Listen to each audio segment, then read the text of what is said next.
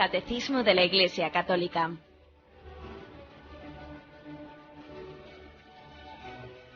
Un programa dirigido por Monseñor José Ignacio Munilla, obispo de San Sebastián.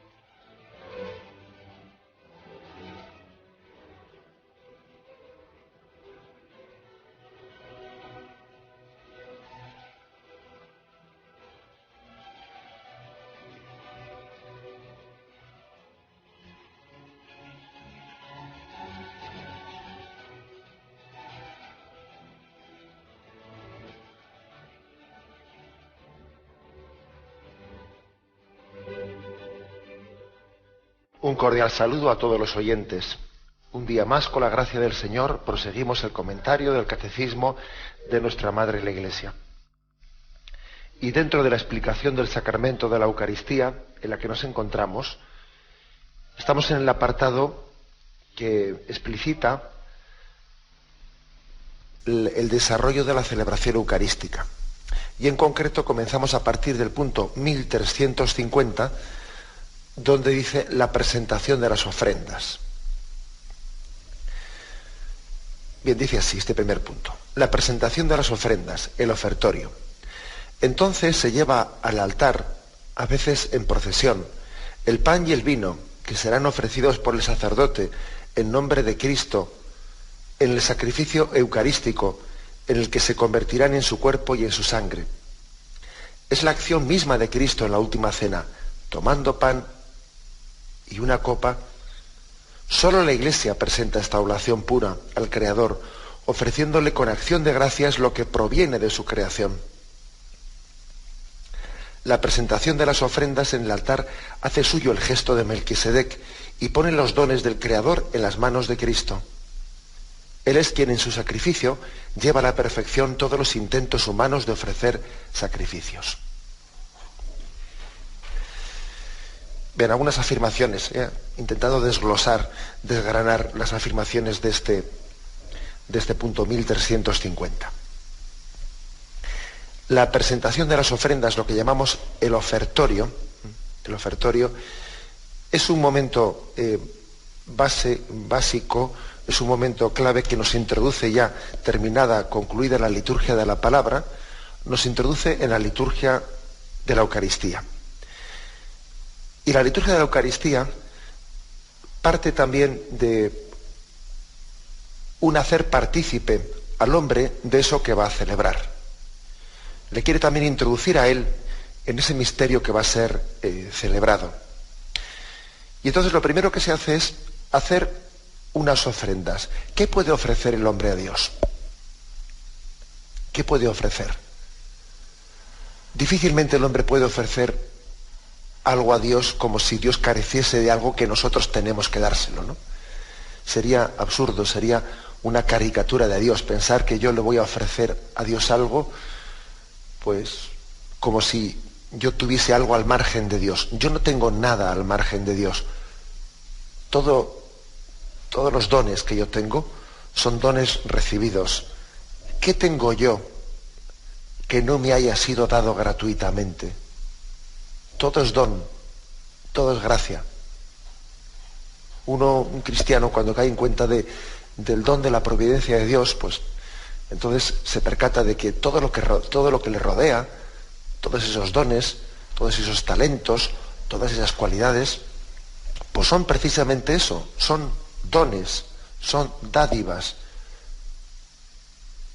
Por lo tanto, ofrecer a Dios no es sino, en primer lugar, caer en cuenta de que toda nuestra vida es un regalo de Dios y volver al autor de los dones las cosas que por Él han sido dadas. Es como decir, Señor, tú me lo distes, te lo ofrezco, que es casi como decir, quiero utilizarlo para tu mayor gloria. Es poner al servicio de Dios las cosas que han sido dadas por Dios.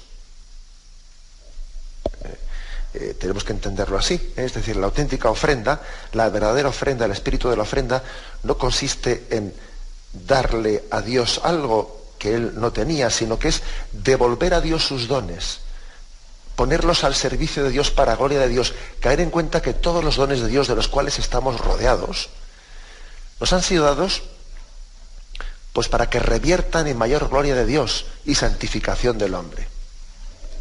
Eso, dicho sea de entrada. Las ofrendas es un momento en el que integra, el hombre ofrece toda su vida, todo su ser junto con el sacrificio de Cristo. Tened en cuenta que la Iglesia invita a quien participa de la Eucaristía, le está invitando a tomar parte, a ofrecer su vida en el sacrificio de Cristo. En ese mismo momento también tienen lugar las ofrendas, se pasa también las ofrendas. Los monaguillos, mientras que tiene lugar el ofertorio, están pasando también las bolsas para hacer una oferta. Esa oferta de una limosna también está significando que a Dios le ofrecemos nuestra vida, nuestro ser, le ofrezco mis cosas. La Eucaristía estaría incorrectamente, o sea, insuficientemente celebrada si le hurtásemos este momento de la ofrenda. Fijaros que la Eucaristía permite suprimir, en la Eucaristía de los días de labor, permite suprimir la oración de los fieles, las peticiones.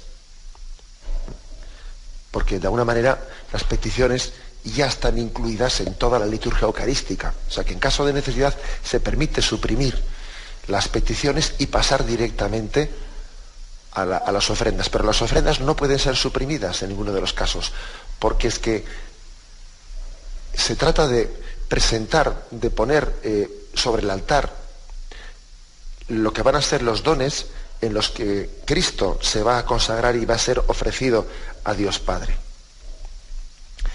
Sacerdote, víctima y altar, y el sacerdote está presentando, poniendo encima del altar, está presentando, igual que Cristo primero tomó el pan, tomó el cáliz y luego lo ofreció, también el sacerdote primero toma el pan, toma el vino y está primeramente ofreciendo a Dios la participación del hombre en el sacrificio de Cristo. El sacrificio de Cristo le faltaría algo si nosotros no nos hiciésemos partícipes de él ofreciendo nuestra propia vida. Junto con el pan y con el vino es el momento clave para que hagamos ofrenda de nuestra vida, ofrenda de nuestras intenciones, ofrenda de nuestros planes. Ese momento de ofrecerse, esa limosna que ofrecemos cuando se pasa la bolsa, tiene que ser signo de mi ofrecimiento personal.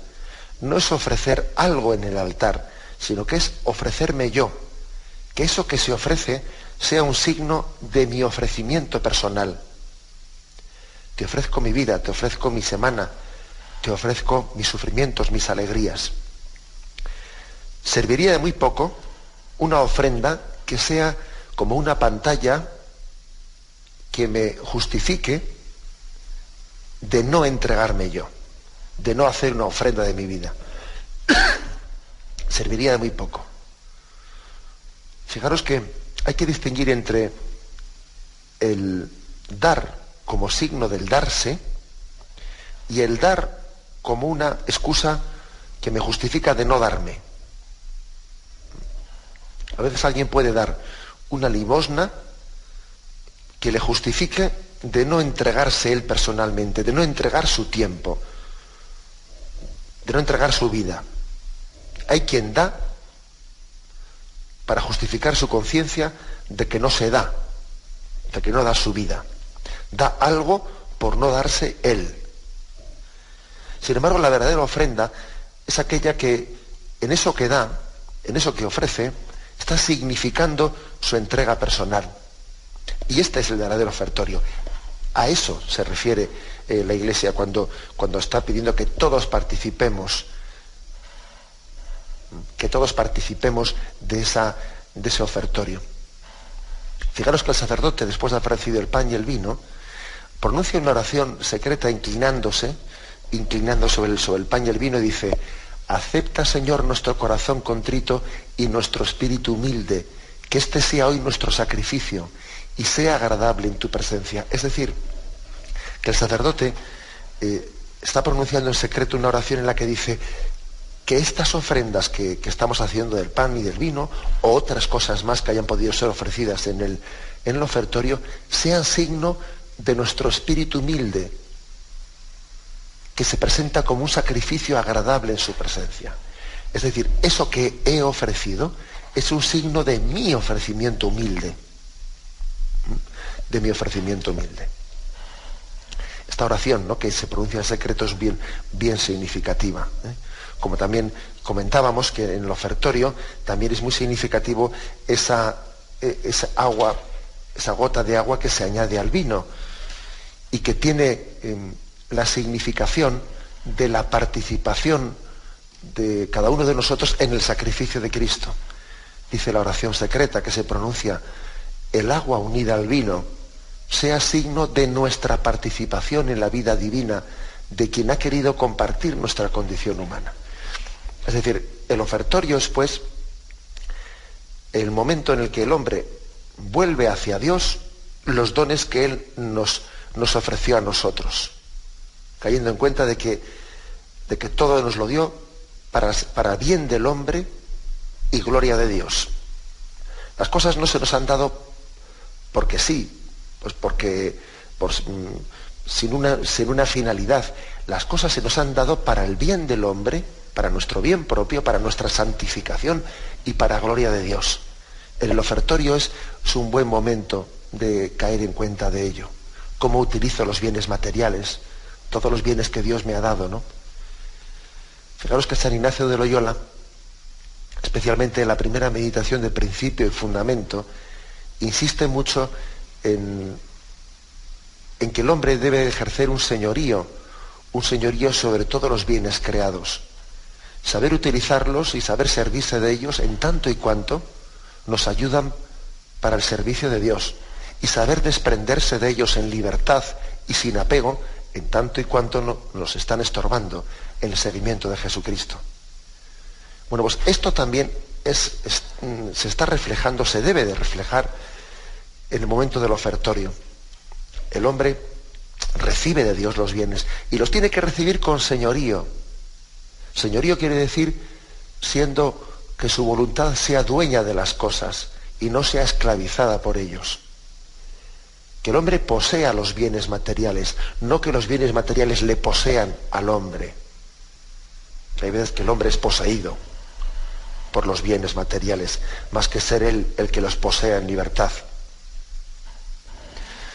El hombre está llamado a recibir como un don, pero también a que esos dones después no le esclavicen. No le esclavicen. Y el ofertorio es esto, el ofertorio es un ejercicio para que el hombre no se esclavice nunca, para que caiga en cuenta de que eso que Dios me ha dado, yo lo tengo que ofrecer. Lo que Dios me ha dado no es para pegarme a ello, sino para que sea ofrecido para gloria de Dios. Un buen momento, pues este, ¿no? Momento clave de la Santa Misa, pues para meditar sobre nuestra relación con los bienes materiales. Ofrezco a Dios los dones que de Él he recibido. Y es un momento para que caiga en cuenta de aquello que decía San Pablo: el que tenga como si no tuviera, el que posea como si no poseyese, sino con plena conciencia de que hemos recibido en depósito unos bienes, en depósito. Y recibir en depósito es que eso que me ha sido dado tiene que ser al mismo tiempo producido como los talentos que no son enterrados, sino que son puestos al servicio de los demás, para gloria de Dios. Esto lo significamos en el momento del ofertorio. Vamos a tener un momento de reflexión y continuamos enseguida.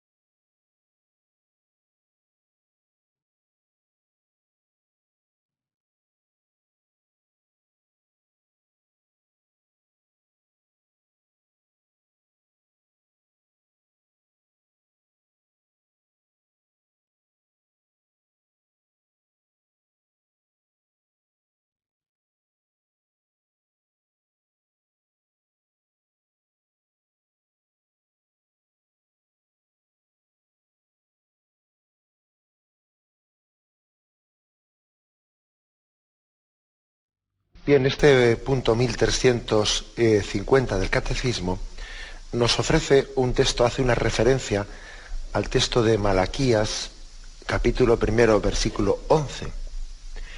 Un texto que dice: pues desde el sol levante hasta el poniente, grande es mi nombre entre las naciones, y en todo lugar se ofrece a mi nombre un sacrificio de incienso y una oblación pura, pues grande es mi nombre entre las naciones, dice Yahvé Sebaot.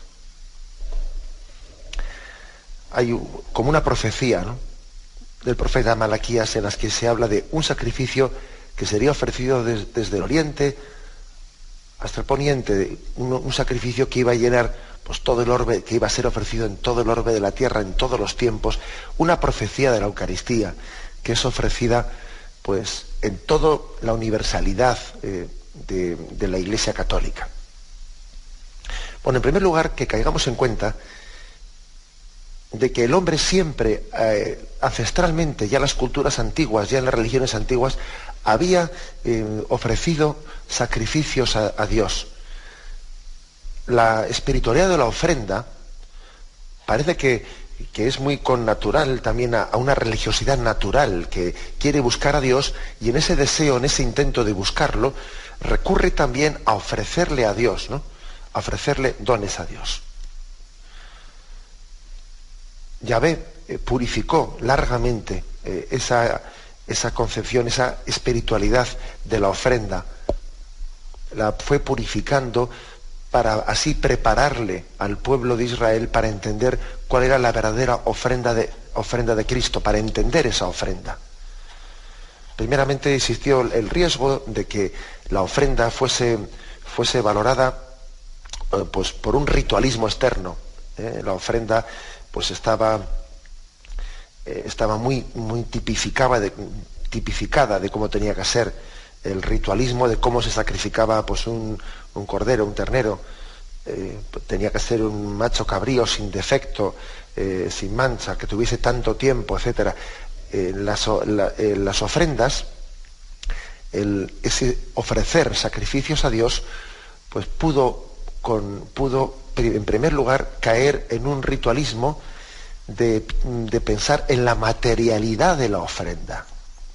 Y los profetas están denunciando a Israel, haciéndole entender de que de poco sirve una ofrenda en la que uno esté pensando en el ritualismo, en la materialidad de esa ofrenda, si esa ofrenda no es signo de un ofrecimiento humilde de quien hace ese sacrificio, de quien ofrece ese sacrificio.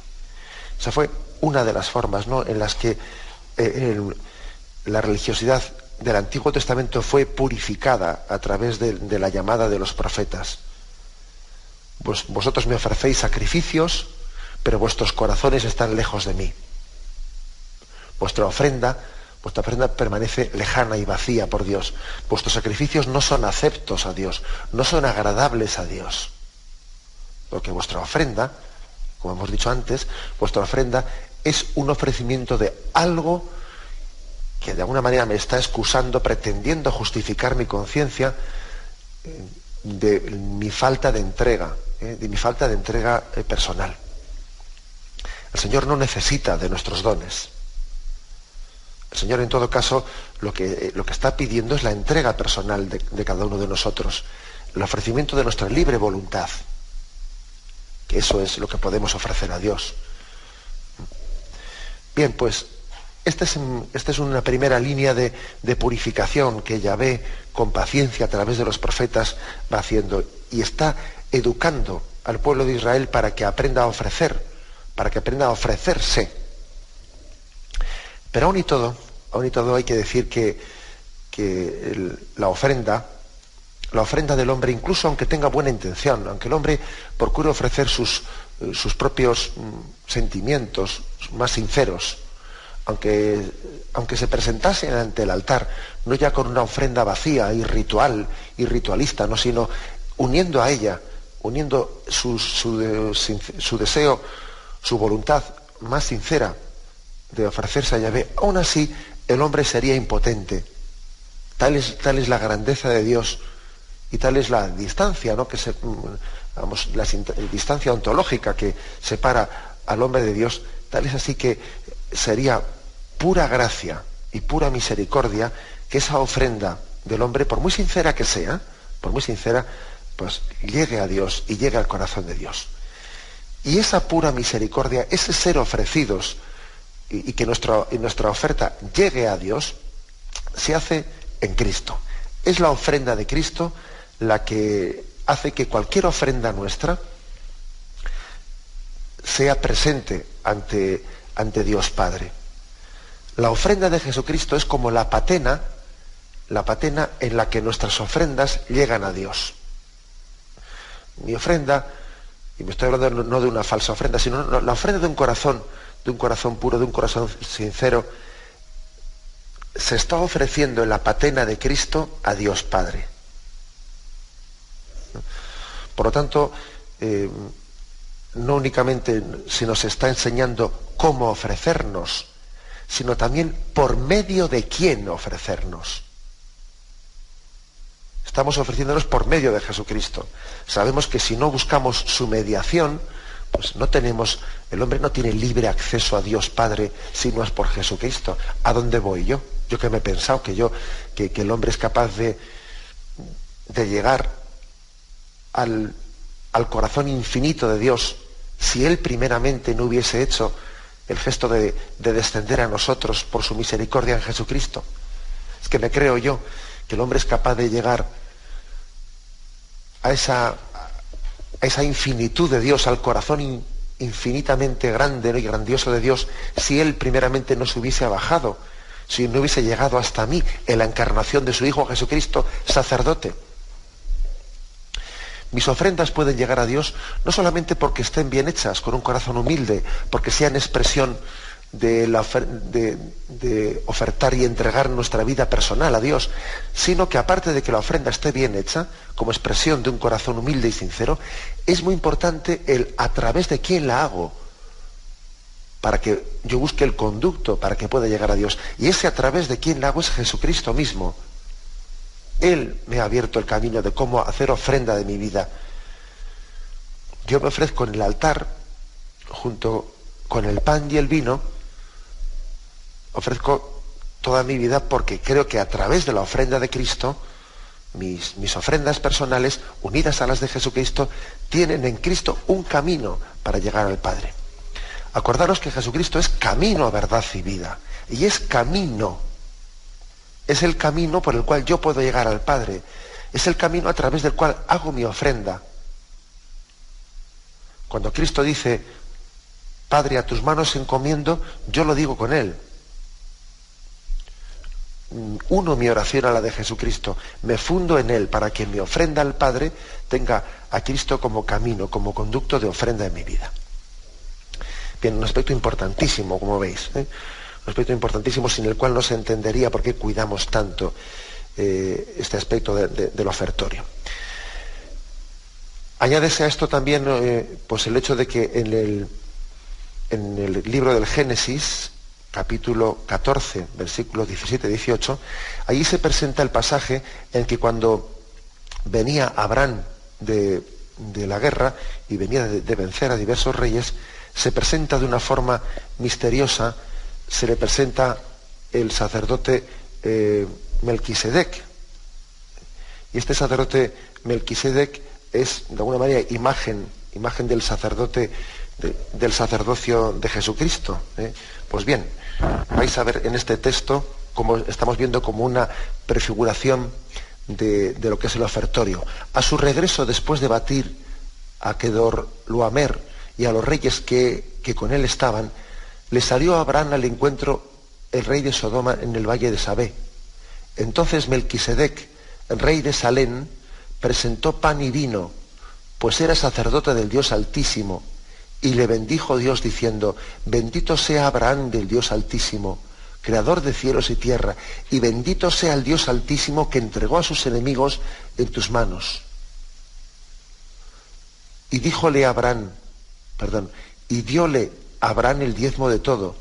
Dijo luego el rey de Sodoma a Abraham, dame las personas y quédate con la hacienda. Bien, Aquí tenéis, por lo tanto, como una especie de pasaje del Antiguo Testamento en el que la gente ve como, perdón, en el que la Iglesia ve como una prefiguración de lo que es el ofertorio de la Eucaristía. Melquisedec sale a su encuentro y presentó pan y vino. Presentó pan y vino. En ese momento, Abraham le ofrece el diezmo, le ofrece el diezmo de todas las cosas, pero sin embargo, fijaros, el Melquisedec, el sacerdote, dice que no aceptó, le dijo, quédate con el diezmo y hazme que ese diezmo sea imagen de la ofrenda de tus hijos. La verdadera ofrenda no es la del diezmo, sino si ese diezmo está significando la ofrenda de tus hijos, de nuestra vida real, de nuestra carne y de nuestra sangre, de todo aquello que somos ofertado en el altar. Aquí, por lo tanto, un pasaje del Antiguo Testamento en el que vemos prefigurada este ofertorio de la Eucaristía, el ofertorio del pan y el vino. Lo reflexionamos y continuamos enseguida.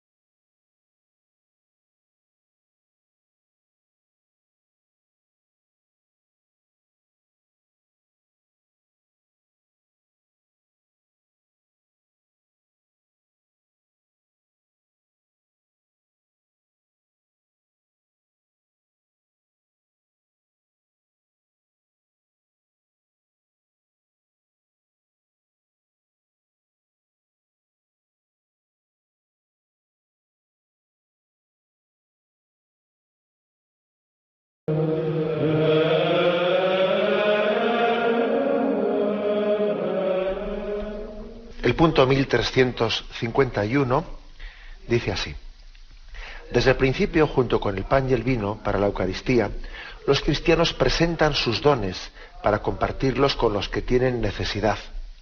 Esta costumbre de la colecta, siempre actual, se inspira en el ejemplo de Cristo, que se hizo pobre para enriquecernos.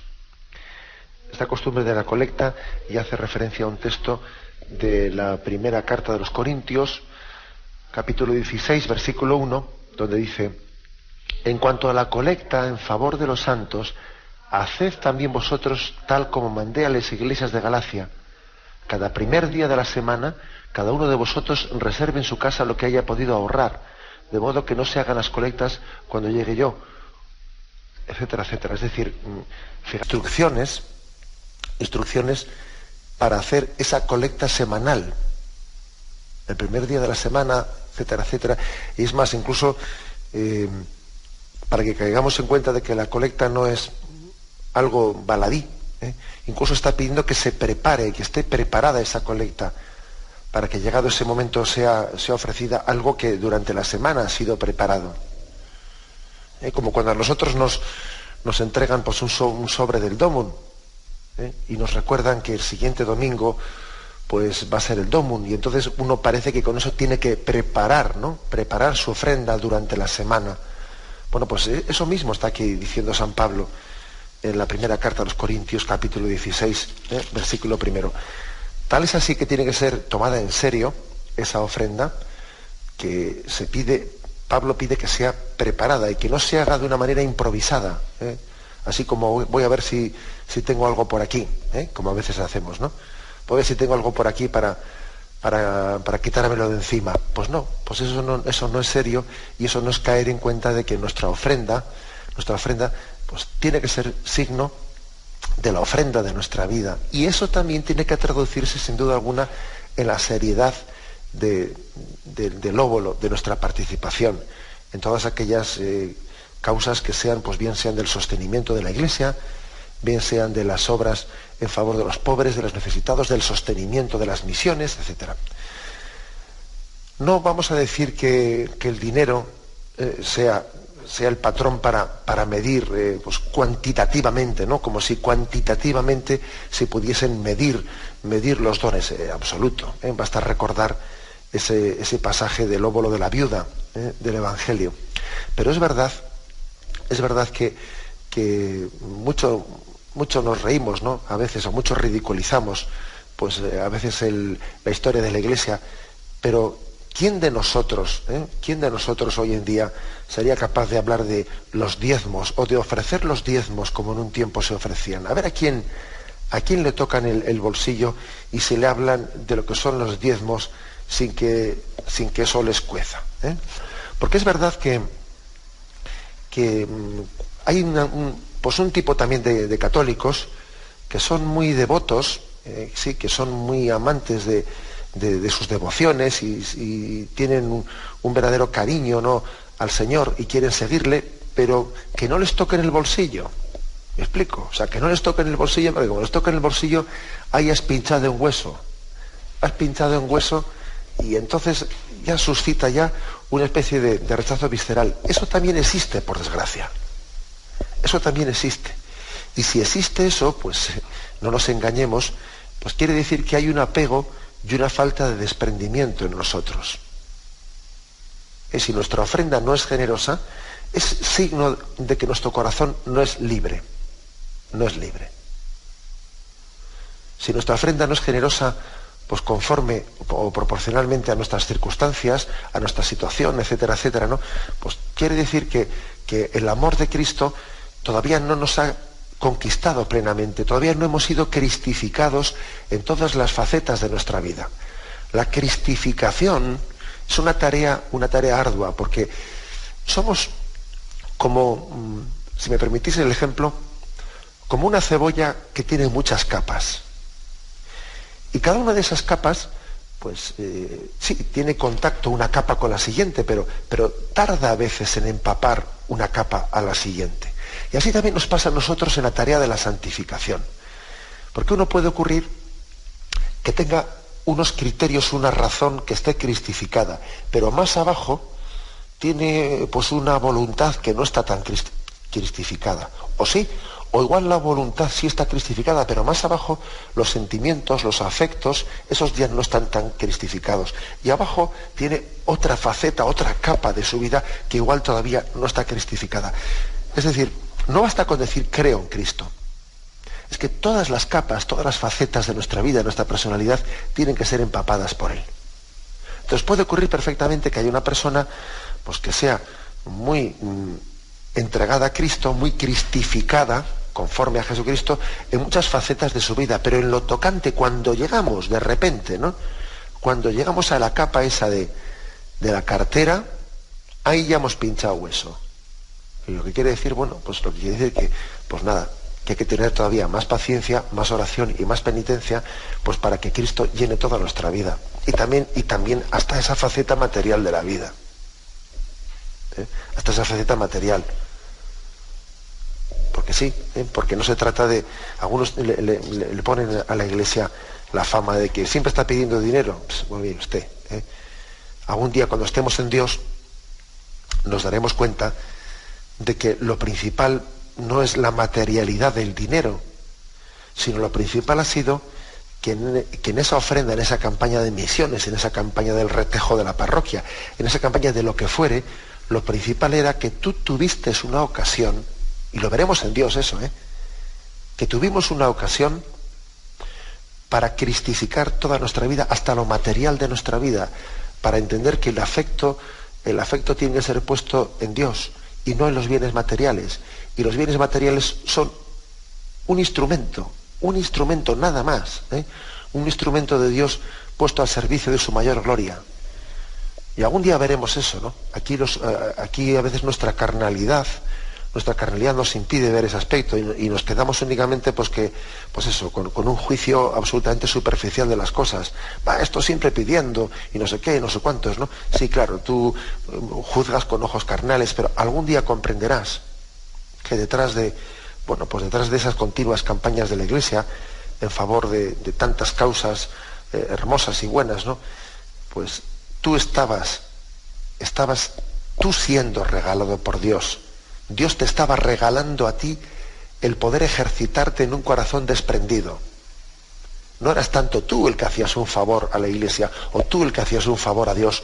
Dios te lo hacía a ti. La Madre Iglesia te lo hacía a ti cuando te estaba llamando una y otra vez a tener un corazón desprendido de los bienes materiales. Esto nos cuesta entenderlo, pero algún día tendremos que dar gracias a los que nos han pedido. Para esto necesitaremos esa perspectiva de la vida eterna, ¿no? Pero con la perspectiva de la vida eterna, algún día diremos gracias a aquel que me apretó las tuercas, aquel que me pidió un corazón desprendido, aquel que una y otra vez me recordó que los bienes materiales solamente tienen sentido cuando, como en el ofertorio de la misa, son ofrecidos para mayor gloria de Dios. Solamente tienen sentido así y no de otra forma. Haciendo una ofrenda de esos dones recibidos de Dios. Bien, y esto se inspira en el ejemplo de Cristo que se hizo pobre para enriquecernos.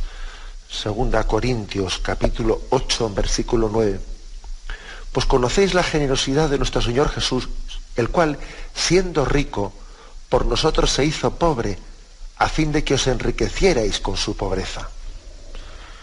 Es decir, el Señor, la forma que tuvo de enriquecernos fue la de hacerse pobre Él. Esa fue la forma de Jesucristo. Jesús no nos quiso ayudar desde su riqueza, sino nos quiso ayudar, nos quiso enriquecer asumiendo nuestra pobreza. Asumiendo nuestra pobreza. Esa es la forma de Jesús de compartir nuestra situación para que nosotros podamos compartir la suya. Esto creo que es muy gráfico, y ha habido muchos santos que, como San Vicente de Paúl, estoy ahora mismo pensando en San Vicente de Paúl, que él hizo la experiencia de que al final, pues para ayudar a los pobres verdaderamente, no podía estarse apoyando en aquellos que querían ayudar a los pobres desde su riqueza. El que ayuda a los pobres desde su riqueza, sin descender él a la condición pobre, sin compartir él la pobreza, pues sirve de muy poco. Al final San Vicente de Paúl se dio cuenta de que con eso no había carrera, no había nada que hacer. De que únicamente podía ayudar a los pobres con aquellos que se hacían pobres con los pobres. Con aquellos que se desprendían de su riqueza para hacerse pobres.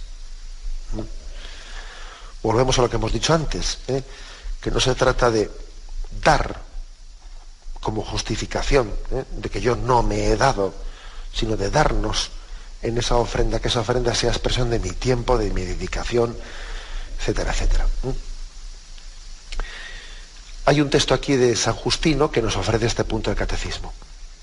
Los que son ricos y lo desean, cada uno según lo que se ha impuesto, lo que es recogido es entregado al que preside, y él atiende a los huérfanos y viudas, a los que la enfermedad u otra causa priva de recursos, los presos, los inmigrantes. En una palabra, socorre a todos los que están en necesidad. Se refiere aquí al destino de las ofrendas, un texto de San Justino, un santo padre de la Iglesia, pues allá de los primerísimos tiempos de la Iglesia. Desde el principio, pues, se hacía ofrenda de todas nuestras cosas, destinando a los pobres las cosas santas, o mejor dicho, las ofrendas ofrecidas en ese ofertorio santo de la Santa Misa. Y no tenemos no tenemos reparo en juntar las cosas sagradas, la liturgia, con también la ofrenda de objetos materiales.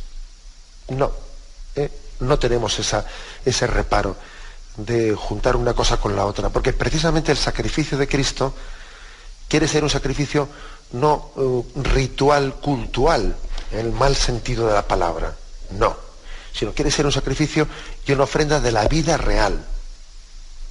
Y la vida real, por lo tanto, lleva allí pues nuestras cosas más materiales.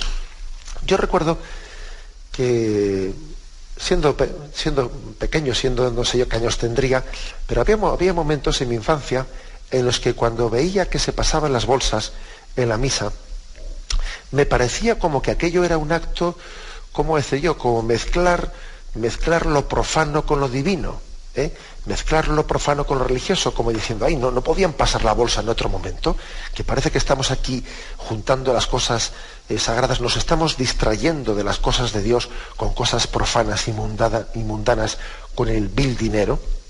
Yo recuerdo así, en un momento de mi infancia en el que pude tener esa sensación, la sensación como que esas ofrendas de los bienes materiales, del dinero especialmente, hecha en ese momento, te ruborizaba un poco. Parece como que era introducir ahí un aspecto que, no sé, que chirriaba al acto sagrado, al acto religioso. Pero luego yo creo que con el paso del tiempo, también la Iglesia Madre le ha ido enseñando a uno, nos ha ido enseñando a todos el verdadero significado. No tenemos que tener reparo en que en el acto sagrado, en el acto de culto a Dios, se integre también un aspecto tan material como la ofrenda de un dinero. No. Porque es que el dinero, el ofertorio también de lo material, forma parte de nuestra vida misma. Y el ofertorio no tendría sentido si no sería ofrecer mi vida real, lo que soy, lo que tengo. Serviría de muy poco un culto eucarístico que fuese una ofrenda, pues eso, ¿no?, de ideales, de propósitos hermosos. No, aquí descendemos a lo real. Descendemos a lo real, y la verdad es que cuando incluso concretamos lo real hasta en lo monetario, pues estamos siendo muy realistas. Estamos siendo muy realistas, porque hoy en día, incluso desde el punto de vista práctico, el ofertorio, o sea, lo más práctico para ser ofrecido, pues es que es el dinero, ni más ni menos. Que a veces, incluso cuando uno quiere ayudar a los necesitados en el tercer mundo, pues somos muy tendentes a decir, bueno, y podríamos hacer una recogida de tal, podríamos hacer una recogida del otro. Sí, pero todo eso puede estar muy bien, pero te aseguro que lo más práctico va a ser sencillamente el dinero como forma, directa de poder ayudar a cada uno, incidir en sus necesidades, de facilidad de llegar, etcétera, etcétera, etcétera. O sea que también creo que tenemos que unir la espiritualidad a la practicidad.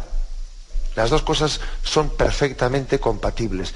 Espiritualidad y practicidad. Y capacidad de llegar al hombre en sus situaciones reales. Y de mezclar lo humano y lo divino. Y llevar al ofertorio nuestras cosas reales. El día a día de nuestra vida. Pues eso, no tengamos miedo a que la ofrenda de lo material esté como manchando un sacrificio espiritual. Bien, vamos a dejarlo aquí. Me despido con la bendición de Dios Todopoderoso. Padre, Hijo y Espíritu Santo descienda sobre vosotros. Alabado sea Jesucristo.